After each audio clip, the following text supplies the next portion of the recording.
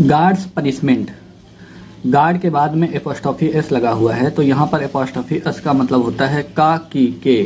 तो यहाँ पर गार्ड पनिशमेंट मतलब गार्ड मतलब भगवान का, पनिशमेंट मतलब भगवान की सजा, भगवान ने किस प्रकार से पनिशमेंट दिया है उसके बारे में ये कहानी में बताया गया है। तो ध्यान से कहानी को सुनिएगा और समझने की कोशिश करिएगा। और यहाँ पे लिखा गया है लॉन्ग एगो, बहुत समय पहले की बात है, द किंग ऑफ मिथिला, जो मिथिला के राजा थे, वाज किल्ड, मार दिए गए थे, बाई हिज ओन ब्रदर्स मतलब अपने खुद के भाई के द्वारा। हिज क्वीन फ्लीड, उसकी जो रानी थी, फ्लीड मतलब भाग गई, मिथिला से, उनकी रानी मिथिला से भाग गई, विथ हर लिटिल सन, अपने छोटे बेटे के साथ, एंड रीच्ड और पहुंच गई, हर फादर्स, अपने पिता के, फादर्स किंगडम पिता के राज्य में। कहने का मतलब ये हुआ कि जो मिथिला के राजा की रानी थी वो मिथिला से भाग गई अपने छोटे बेटे के साथ और जा पहुंची अपने पिता के राज्य में। ठीक है, समझ में आ रहा है दोस्तों। When the prince grew up, जब राजकुमार बड़ा हुआ, he asked, उसने पूछा, Where is my father, हमारे पिताजी कहाँ हैं। तो आगे क्या लिखा गया है, Hearing this, ऐसा सुनने के बाद, the worried queen thought, जो चिंतित रानी थी उसने सोचा, I must not tell my son, हमें नहीं बताना चाहिए हमारे अपने बेटे को, अबाउट हिज फादर्स डेथ मतलब उसके पिता की मृत्यु के बारे में हमें नहीं बताना चाहिए।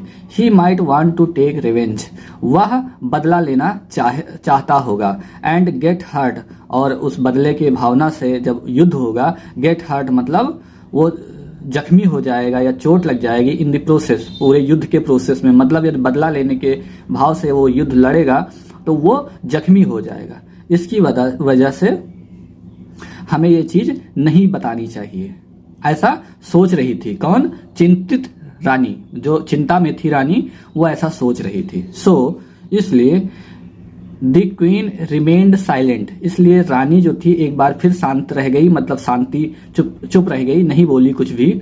This increase the princess curiosity, इस बात की वजह से जो प्रिंस था, जो राजकुमार था, उसकी क्यूरियोसिटी मतलब जो जानने की इच्छा थी और बढ़ गई।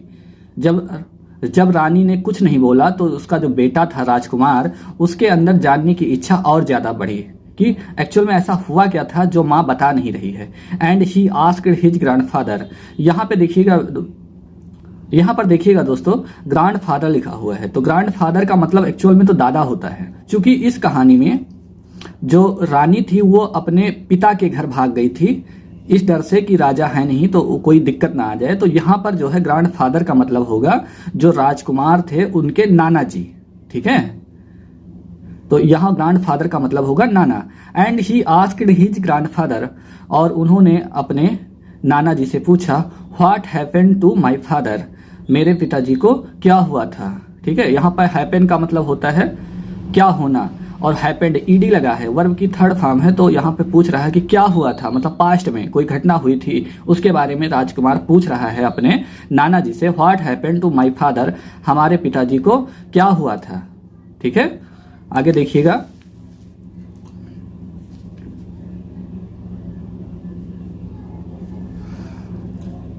हिज ग्रैंडफादर टोल्ड हिम, उनके जो नाना जी थे उन्होंने उनसे कहा, द ट्रुथ, सच्चाई, दैट कि his father had been murdered by his own brothers, उनके पिताजी का उनके सगे भाई ने मर्डर कर दिया था। मतलब कि जो नाना जी थे उन्होंने सच्चाई बता दिया और ये बताया कि आपके पिताजी की मर्डर आपके पिताजी के सगे भाई ने कर दिया था, ऐसा सच्चाई राजकुमार को पता चल जाती है। हियरिंग दिस, ऐसा सुनने के बाद, द प्रिंस बिकम इन्फ्यूरेटेड, ऐसा सुनने के बाद जो राजकुमार था वो बन गया क्या, इन्फ्यूरेटेड मतलब होता है क्रोधित हो जाना। तो जो राजकुमार था वो क्रोधित हो गया, मतलब उसको क्रोध आ गया। He decided to seek revenge, उसने निर्णय लिया बदला लेने का। उसने निर्णय लिया टू सीक रिवेंज, बदला लेने का। And attacked his uncle's kingdom, और जो अंकल का किंगडम था, जो राज्य था, उस पर उसने अटैक कर दिया, मतलब हमला बोल दिया।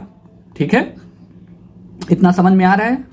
चलिए आगे देखिए, ही इंटर्ड द कैसल, कैसल का मतलब होता है किला।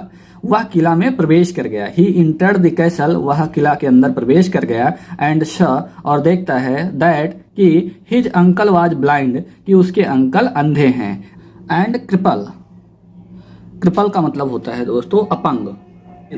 तो राजकुमार क्या देखता है कि उसके जो चाचा हैं वो अंधे हैं और अपंग हैं, ठीक है। तो ऐसा देखने के बाद क्या करता है, सो इसलिए he went to his uncle and asked, इसलिए वह अपने अंकल के पास जाता है और पूछता है, इसलिए वो अपने अंकल के पास में जाता है और पूछता है, हाउ डिड यू बिकम, आप किस प्रकार से बन गए, ब्लाइंड अंधे, एंड क्रिपल और अपंग, आप किस प्रकार से अंधे और अपंग हो गए, ऐसा राजकुमार अपने चाचा से पूछता है। तो इस कहानी में लगातार बने रहिए और देखिए एक्चुअल में कहानी में क्या होता है। यहाँ पर आप एक पिक्चर को देख सकते हैं नेक्स्ट पेज में, कि इस पेज में जो है एक राजा बैठा हुआ है ब्लाइंड। तो उसके बाद आगे यहाँ पर कहानी में क्या लिखा गया है इसको देख लेते हैं। कहानी यहाँ से आगे स्टार्ट होती है और बताया गया है, हिज अंकल रिप्लाइड, उनके अंकल जो थे उन्होंने जवाब दिया, क्या दिया, गॉड पनिश्ड मी, भगवान ने हमें सजा दी है, for my evil deed, evil deed का मतलब होता है बुरे कर्म, बुरे कर्मों का भगवान ने हमें सजा दिया है। I meet with an accident, हमारा एक एक्सीडेंट हो गया था या मैं एक एक्सीडेंट के सामना हुआ। And become handicapped for life, और मैं इस जीवन से जो है हैंडीकैप्ड हो गया हूँ, मतलब विकलांग हो गया हूँ। बात समझ में आ रही है। मेरा एक एक्सीडेंट हुआ था और मैं इस जीवन में विकलांग हो गया हूँ। आई हैव नो वन, हमारे पास कोई नहीं है, to take care of me, हमारी देखभाल करने के लिए, एंड दिस किंगडम, और इस राज्य की और हमारी देखभाल करने वाला अब हमारे पास कोई नहीं है, ऐसा उन्होंने कहा, मतलब कि ऐसा ब्लाइंड अंकल ने कहा, ठीक है।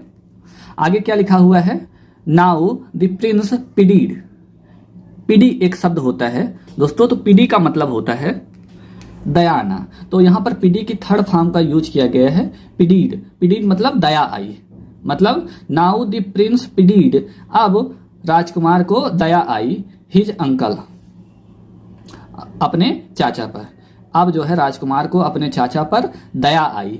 ही फॉरगेव, उसने क्षमा कर दिया, हिम उनको, and revealed his true identity, और रिवील किया अपनी वास्तविक सच्चाई को।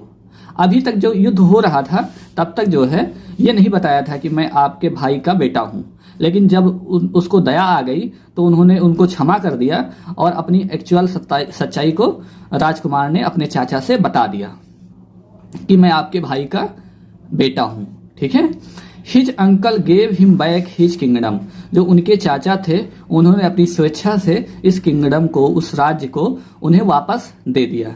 And lead an aesthetic life thereafter, और उसके बाद से उन्होंने एस्थेटिक लाइफ को जीना शुरू कर दिया। एस्थेटिक लाइफ का मतलब होता है तपस्वी का जीवन। तो अब दोस्तों आपको समझना यह है कि इस कहानी से हमें यह शिक्षा मिलती है कि इविल बिगेट्स इविल, मतलब बुरे कर्मों का बुरा नतीजा होता है। तो कहने का मतलब यह है कि दोस्तों यदि आप बुरा कर्म करते हैं तो बुरे कर्म का बुरा नतीजा होगा। दोस्तों आज की वीडियो में बस इतना ही, मिलते हैं एक नई कहानी के साथ कल, तब तक के लिए बहुत बहुत धन्यवाद।